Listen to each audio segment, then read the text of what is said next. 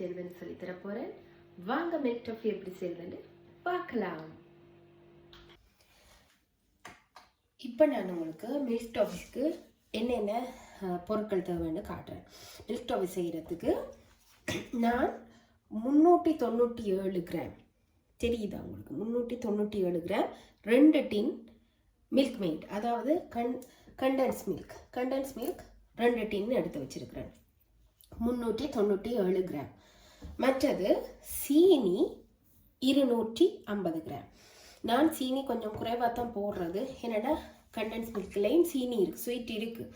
அப்போ சீனி இருக்கிறதால நான் குறைவாக தான் போடுவேன். எப்போயும் சீனி, எந்த பொருளையுமே சீனி கொஞ்சம் குறைச்சி சாப்பிட்றது நல்லது. அதோட கேஷ்யூ நட், கஜு, அது ஒரு 50 கிராம். 50 கிராம் குட்டி குட்டியாக வெட்டி வச்சுருக்கோம். ஏன்னா நீங்கள் இதை துண்டுகள் போடுற நேரம் உங்களுக்கு அது டிஸ்டர்பாக இருக்கும். வெட்டக்கில் குட்டி குட்டியாக வெட்டினீங்கன்னா எல்லா இடத்துலையும் பரவும். அதோட அந்த வெட்டுற நேரம் துண்டுகள் அந்த உடையாமல், உடனே நாங்கள் வெட்டுறது தான், ஆனாலும் கொஞ்சம் ஈஸியாக இருக்கும் உங்களுக்கு. அதுக்காக சின்ன சின்ன நான் வெட்டி வச்சுருக்கேன். ஏலக்காய் தூள் கொஞ்சம், வெனிலா கொஞ்சம், அதோட கொஞ்சம் பட்டர் ஓ மார்கரின், இது கொஞ்சம், அது எங்களுக்கு தேவையான ஒரு சின்ன பீஸ் போட்டால் காணும் அது கிண்டி எடுக்கிற நேரம். அதோட இந்த என்னது நாங்கள் தட்டு ரெடி பண்ணி வச்சுருக்கணும், மார்ஜரின் பூசி, பட்டர் ஓ மார்ஜரின் பூசி ரெடி பண்ணி வச்சுருக்கணும். கொஞ்சம் தண்ணி, இந்த டின்னை கழுவி ஊற்றுறதுக்கு தண்ணி கொஞ்சம். இவ்வளவுதான் எங்களுக்கு இந்த மில்க் டாஃபி செய்கிறதுக்கு தேவையான பொருட்கள். வாங்க நாங்கள் எப்படி மில்க் டாஃபி செய்கிறதுன்னு பார்க்கலாம். இப்போ நாங்கள் சட்டிக்குள்ள கண்டென்ஸ் மில்கை ஊற்றிக்கொள்வோம், மில்க் மெய்டை ஊற்றிக்கொள்வோம்.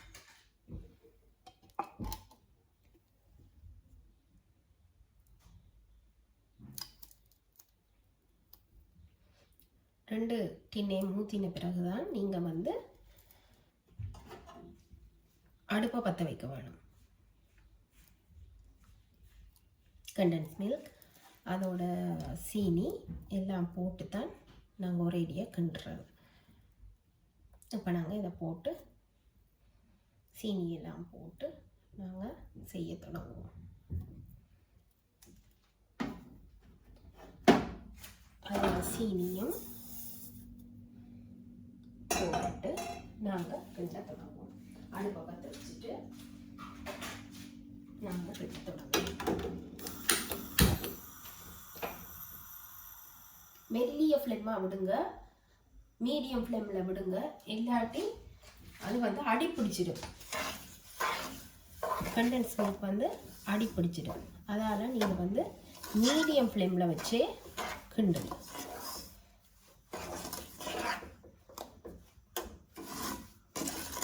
கைவிடாமல் கிண்டிக்கொண்டே இருக்கணும்.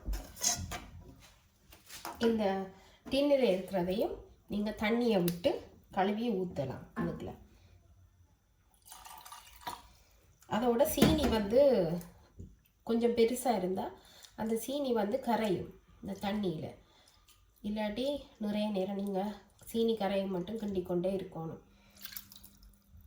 பெரிய சீனியாக இருந்தால், சின்ன சீனி, இப்போ நான் பாவிச்சது சின்ன சீனி, ஆனால் இந்த கண்டென்ஸ் மில்கை நாங்கள் கழுவி எடுத்துக்கொள்ள வேணும். இப்போ நாங்கள் மீடியம் ஃப்ளேமில் வச்சு அந்த டின்னையும் நாங்கள் லைட்டாக தண்ணியை ஊற்றி கழுவிட்டுக்குள்ள கொஞ்சம் ஊற்றிட்டு கைவிடாமல் கிண்டிக்கொண்டே இருக்க வேணும். அதோட நாங்கள் பிறகு என்னென்ன போடலாம்னு பார்க்கலாம். முதல்ல இதை நாங்கள் மெதுவாக கிண்டிக்கொண்டே இருக்கணும். இன்னொரு விஷயம், நாங்கள் எப்பயுமே இந்த இனிப்பு பலகாரங்கள் செய்யக்குள்ள நாங்கள் கொஞ்சம் உப்பு கொஞ்சம் போட்டோம்னா அது இனிப்பு தூக்கி காட்டும்.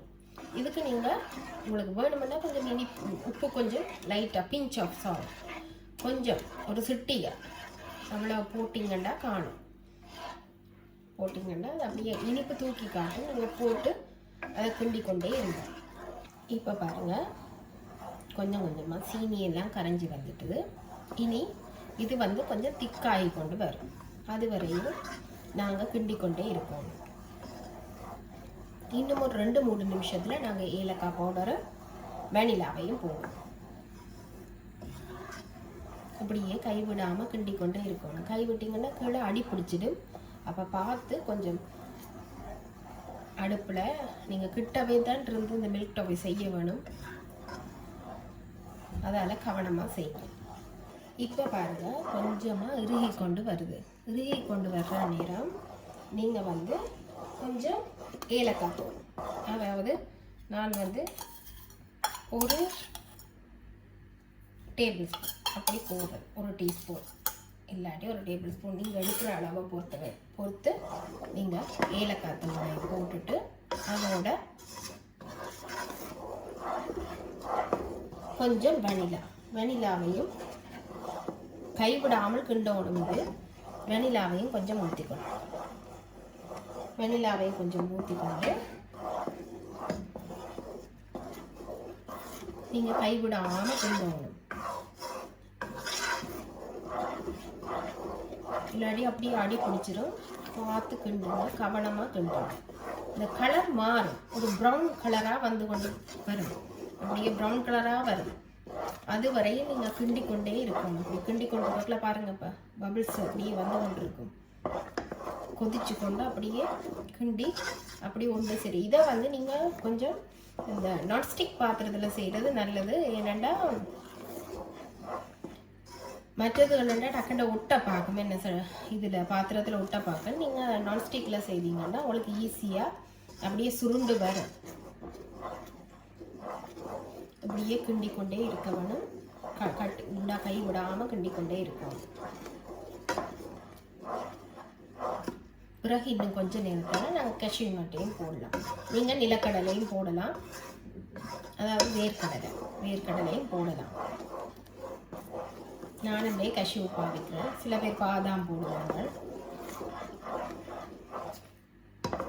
நான் கஷ்யூ நட் பாவிக்கிறேன்.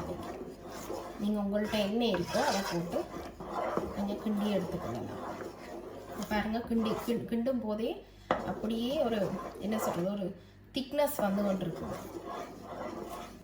இப்போ பாருங்கள், இது லைட்டாக சுருண்டு கொண்டு வருது. பாருங்கள், இறுகி கொண்டு வருது. இறுகி கொண்டு வர்ற நேரம், இருக்கிற நேரம் நாங்கள் என்ன செய்யணும், கொஞ்சம் இந்த கஷ்யூ நட்ஸையும் இதுக்கெல்லாம் போட்டுருவோம். கஷ்யூவை அதோடையே போட்டுட்டு கைவிடாமல் கிளறுவோம். இது கொஞ்சம் பொறுமையாக தான் இந்த மில்க் டோஃபி செய்வோம். அப்போத்தான் எங்களுக்கு நல்லா வரும். போட்டுட்டு கிண்டிக்கொண்டே கைவிடாமல் கிண்டிக்கொண்டே இருக்க அது அப்படியே இறுகி கொண்டு வரும். நான் உங்களுக்கு எந்த பதத்தில் இறக்குறதுன்னு காட்டுறேன். கிண்டிக்கொண்டே இருக்க வேணும். அந்த கலர் ஒரு நல்ல ஒரு ப்ரௌன் கலரில் வரும். அந்த நேரத்தில் நாங்கள் நிப்பாட்டிட்டு நான் உங்களுக்கு அந்த இப்படி எந்த நேரத்தில் இறக்கணும், எந்த பதத்தில் வந்து நாங்கள் இங்கே தட்டில் கொட்டணும்னு காட்டுறோம். இப்போ பாருங்கள், இப்போ கொஞ்சம் நல்லா இறுகி கொண்டு வர்ற நேரம் இங்கே வந்து கொஞ்சமாக மாஜரின் இல்லாட்டி இந்த பட்டர் இதில் ஒரு சின்ன பீஸ் போட்டுக்கிட்டா நாங்கள் வெட்டுற நேரம் அது வந்து ஈஸியான துண்டுகளாக வெட்டுப்படும். சில நேரம் ஒரு வெடிப்பு மாதிரி வரும். இந்த மாஜரின் போடுற நேரம் எங்களுக்கு அந்த வெடிப்புகள் வராது. பாருங்கள், மாஜரின் போட்டோன்னே அப்படியே சுருண்டு வருது. பாருங்கள், அப்படியே சுருண்டு வந்துருக்கு. பாருங்கள், அப்படியே சுருண்டு வரும். அதனால தான் கொஞ்சம் மாஜரின் போடுறது. மாஜரின் இல்லாட்டி பட்டர்.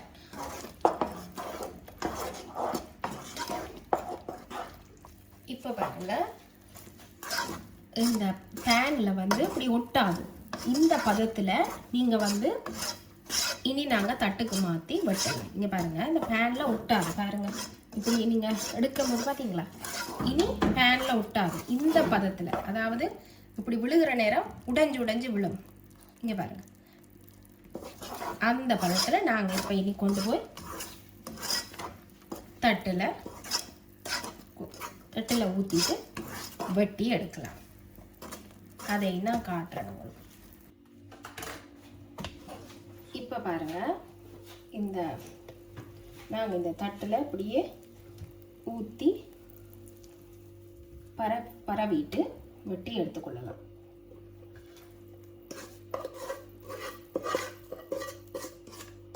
ஒட்டாது, கொஞ்சம் கூட ஒட்டாது. அப்படியே எல்லாம் கொட்டி நாங்கள் பரவி எடுத்துக்கொள்ளலாம். டக்குன்னு கொஞ்சம் நீங்கள் குயிக்காக செய்ய பார்க்கணும் இதை. ஏன்னா கட்டிப்படும், டக் டக் டக் டக் டக்குன்னு கட்டிப்பட பார்க்கும். பேனில் எல்லாம் ரெடியாக எடுத்து வச்சிருங்க. இனி நீங்கள் டக் டக்குன்னு தட்டி விடணும். இந்த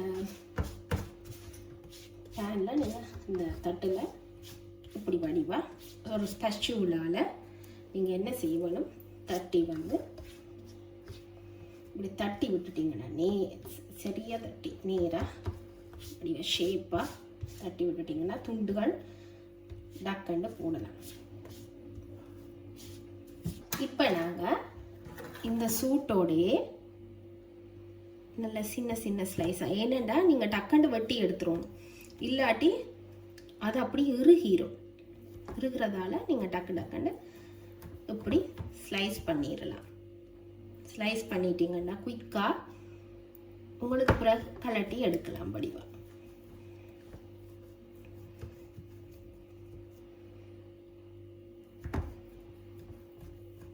துண்டுகள் போட்டு வச்சுட்டா உங்களுக்கு என்ன ஷேப்பில் வேணுமோ அந்த ஷேப்பில் நீங்கள் வெட்டி எடுத்துக்கொள்ளலாம்.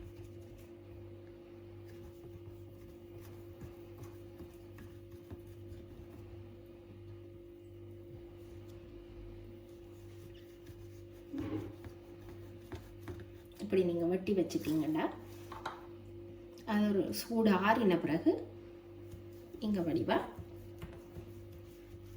வெட்டி எடுத்துக்கொள்ளலாம். இப்போ பாருங்க, வடிவாக துண்டுகள் போட்டாச்சு. இனி நாங்கள் என்ன செய்ய வேணும், இது நல்லா ஆறின பிறகு மெதுவாக கலட்டி எடுக்கலாம். நான் கலட்டி எடுத்து உங்களுக்கு என்னண்டு ஸ்டோர் பண்ணி வைக்கிறேன்னு உங்களுக்கு காட்டுறேன். இப்போ பாருங்க, இந்த துண்டுகளை என்ன மாதிரி கலண்டு ஆறின பிறகு இப்படி கலண்டு வரும். பாருங்க, கலண்டு வந்து இதை மெதுவாக இப்படி வெட்டி எடுக்கலாம். என்ன வடிவான துண்டுகளாக வந்திருக்குன்னு பாருங்க. எப்படி பீசஸ் வந்திருக்குன்னு பாருங்க. அந்த பாருங்க, இப்படி நீங்களும் செய்து பாருங்க. இப்போ பாருங்க எவ்வளவு வடிவாக இந்த மில்க் டஃபி வந்திருக்குன்னு. நீங்களும் இதே போல் ஆறுன பிறகு பாருங்க எப்படி இருக்குன்னு, நல்லா இருக்கு. நீங்கள் இதே போல் ஒரு பாட்டிலில் ஸ்டோர் பண்ணி கொள்ளலாம். இப்படி பாட்டில்ஸில், இப்படியான பாட்டிலில் பாருங்க, இப்படியான ஒரு பாட்டிலில் நீங்கள் ஸ்டோர் பண்ணி வச்சிட்டிங்கன்னா உங்களுக்கு இது அப்படியே இருக்கும். ட்ரை பண்ணி பாருங்கள்.